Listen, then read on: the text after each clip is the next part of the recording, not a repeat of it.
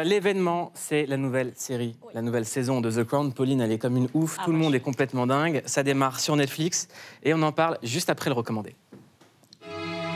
Au cœur d'une série que l'on suit depuis maintenant 6 ans, la couronne britannique revient dans une 5e saison, 2 mois après le décès de la reine Elisabeth II. Have royal scandals damaged the country's reputation? On a déjà vu 40 épisodes sur 4 saisons. Après celle-ci, il n'en restera qu'une pour clore le chapitre. Si The Crown se veut être une fiction et non un documentaire, on sait que la famille royale n'a jamais approuvé cette adaptation. How did it come to this? La série s'est parfois arrangée avec la réalité. La sœur de la reine n'a par exemple jamais embrassé le président Johnson.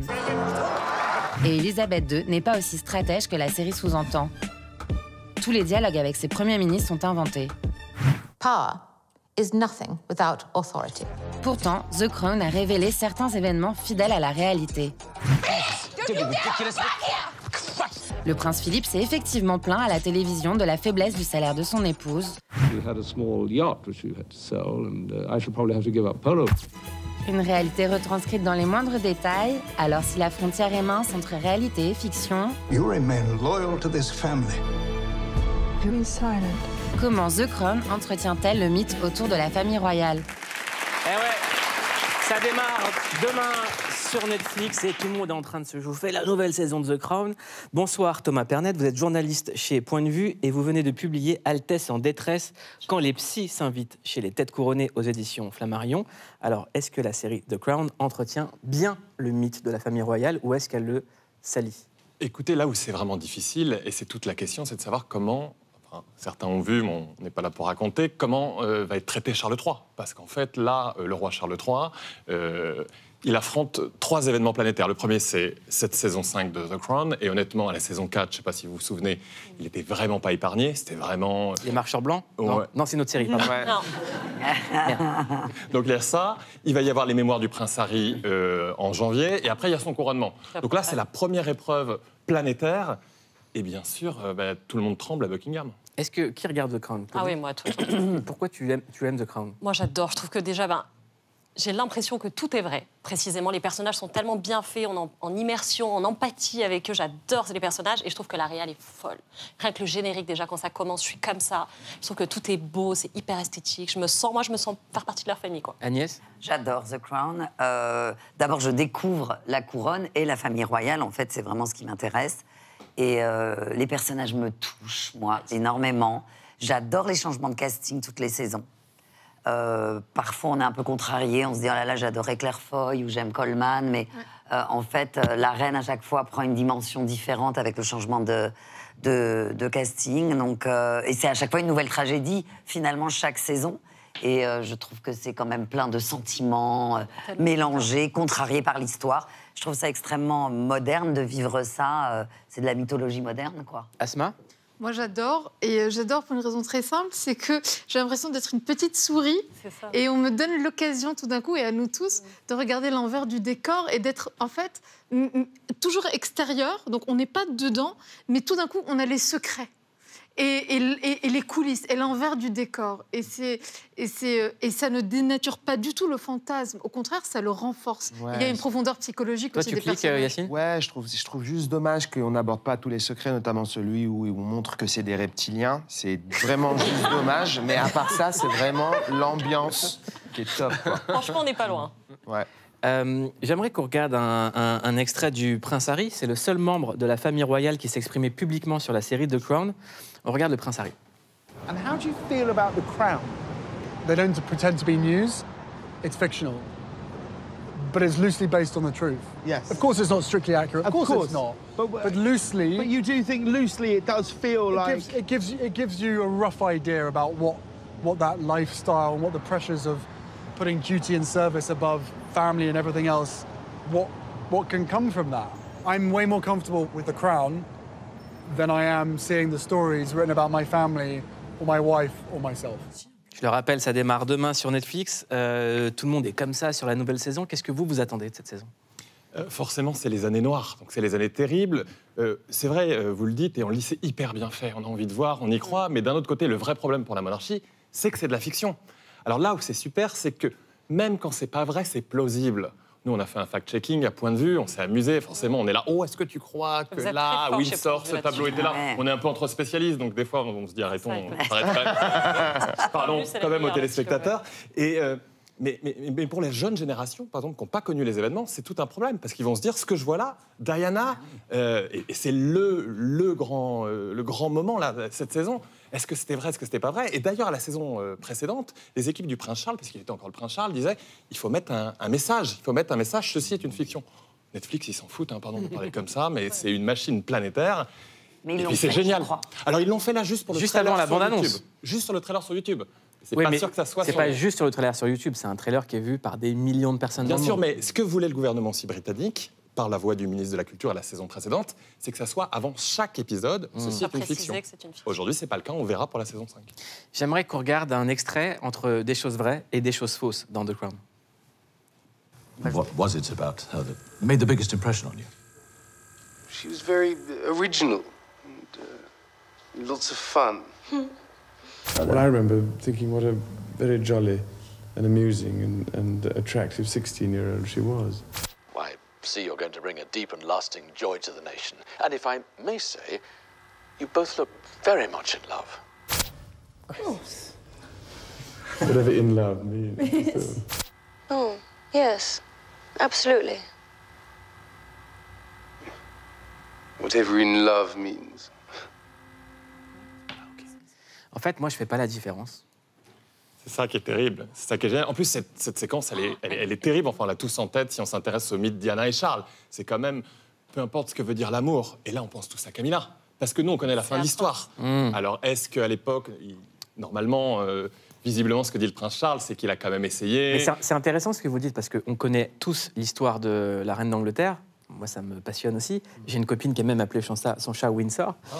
C'est le vrai. mien s'appelle Buckingham, on devrait les présenter. Eh ben, on présente. Ça fera du sang moyen. Pourquoi est-ce que, connaissant l'histoire, on a quand même envie de regarder? Parce qu'on adore ça. Parce qu'en fait, c'est comme un conte de fées. On a besoin de se rejouer encore et toujours. Le mythe, les Windsor, passionnent le monde déjà parce que je pense que nous, Français, on aime bien ça, on aime bien Versailles, on aime bien les dîners à l'Élysée. Est-ce qu'on regrette d'avoir coupé la tête à Louis XVI et Marie-Antoinette? Je ne sais pas, mais regardez le succès de Marie-Antoinette, du mythe de Marie-Antoinette. Et les Windsor, c'est le nec plus ultra du royal. C'est-à-dire que personne fantasme vraiment sur le roi et la reine des Pays-Bas. Alors que là, c'est les plus beaux châteaux. En France, les pauvres. Hein, c'est triste pour ceux qui regardent vraiment la reine et le roi qui regardent l'émission. Ils se disent, bon, bah, les Pays-Bas, ils sont très déçus. Là, ils viennent de zapper d'ailleurs. Là, ils viennent de zapper. Sur quel personnage de l'histoire politique contemporaine en France on pourrait voir une série comme ça? En France? Ouais. Personne. Mitterrand. Il y a tellement d'histoires autour de Mitterrand. Il y a eu un livre il n'y a pas longtemps avec des révélations extraordinaires d'un point de vue vie privée, vie publique, politique. Il y a tellement de choses dans les coulisses mitterrandiennes. Moi, je pense que ça ferait une série. Moi, franchement, une série sur Rachida Dati, je la regarde direct. Oui, c'est vrai aussi. Voilà. Direct. Mais vraiment, ça serait une série incroyable. On va beaucoup rigoler. Pourquoi on n'arrive pas à faire ça en France, en fait?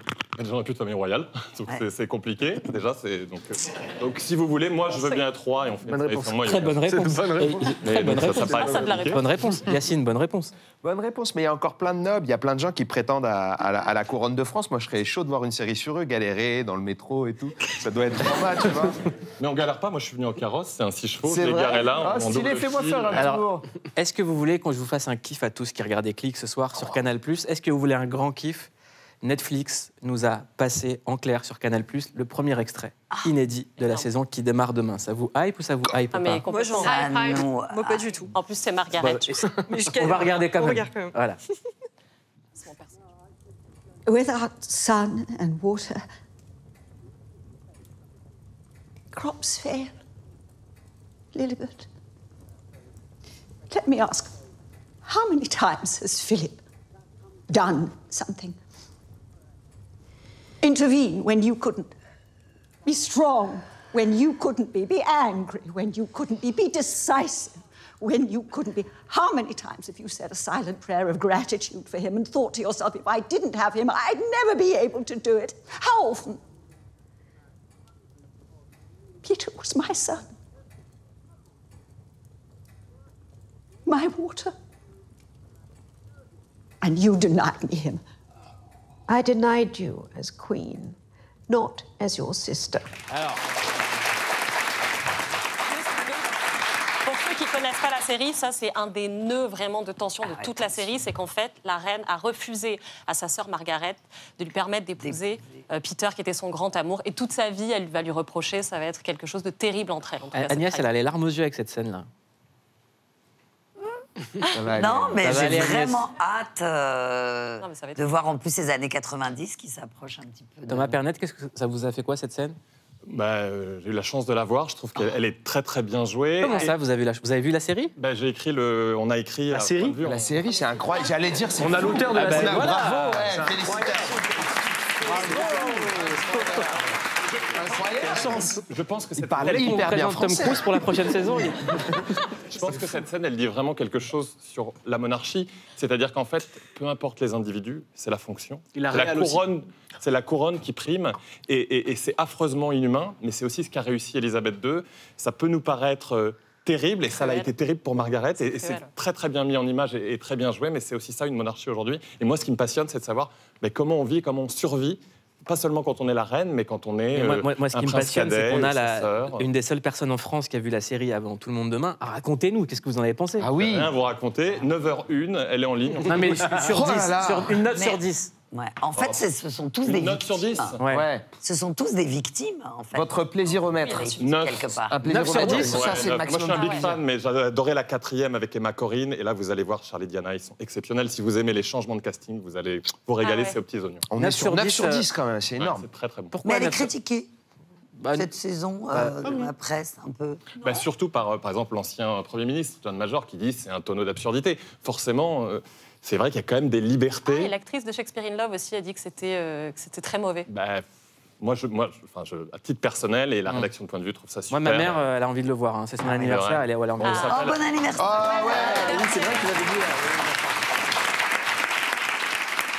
Donc, un 9 sur 10 pour la prochaine saison de The Crown. C'est la meilleure ou pas? J'avais adoré la 4e, et la 5e est vraiment très très bonne. Oui. Mais est-ce qu'elle est bonne? Parce qu'elle est bonne certainement. Ou est-ce qu'elle nous parle? Moi, à la mort de Diana, j'avais 13 ans, ça nous ramène dans cet environnement-là. Et forcément, c'est toujours ce qu'on se dit, on a envie de revivre le mythe. Et c'est un mythe qui continue aujourd'hui, et on se demande ce qu'il y aura dans la saison 6. On donne encore. aucune info, aucun spoiler, mais vous étiez dans quel état à la fin du dernier épisode de la saison 5? Et j'en voulais encore, quoi. C'est une drogue. Il va falloir attendre encore. Alors là, ça va, c'est pas un changement de casting. Donc normalement, l'année prochaine, on aura la saison 6. Mais moi, ce qui m'effraie, c'est quand ce sera terminé. Il y a un moment, on a envie d'en savoir plus. Et il y a toujours, malgré tout, des petites nouveautés, aussi bien... Typiquement, là, ce qu'on voit de Margaret là, et de la reine, cette confrontation, je ne pensais pas du tout la voir. En plus, elle est dans un épisode auquel on ne s'attend pas, parce que c'est l'épisode de 1992 où il se passe les pires choses, où tout le monde divorce. Là, je ne spoil pas. Non, je ne t'ai pas plus, l'émission est terminée. Bon, j'arrête alors. Merci beaucoup, Thomas Pernet. Le livre Altesse en détresse pour les psy syndics chez les Têtes Couronnées est disponible aux éditions Flammarion.